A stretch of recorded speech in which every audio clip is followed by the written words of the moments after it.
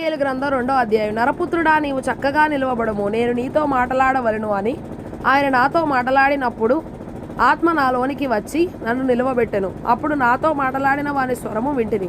ఆయన నాతో ఇట్లనెను, నరపుత్రుడా, నా మీద తిరుగుబాటు చేసిన జనుల యొద్దకు, ఇశ్రాయేలీల యొద్దకు నిన్ను పంపుచున్నాను. వారును వారి పితరులను నేటి వరకును నా మీద తిరుగుబాటు చేసిన వారు సిగ్గుమాలిన వారును కఠిన హృదయులనై ఉన్నారు.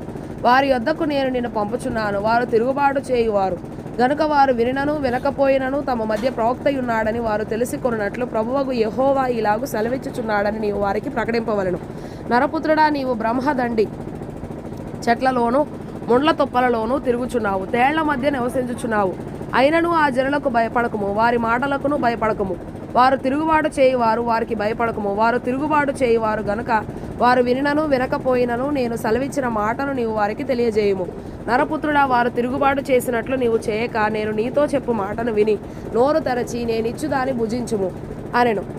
నేను చూచుచుండగా గ్రంథమును పట్టుకొనిన యొక్క చెయ్యి నా యొద్దకు చాపబడెను. ఆయన దాని నా ముందర విప్పగా అది లోపటను వెలుపటను రాయబడినదై ఉండెను.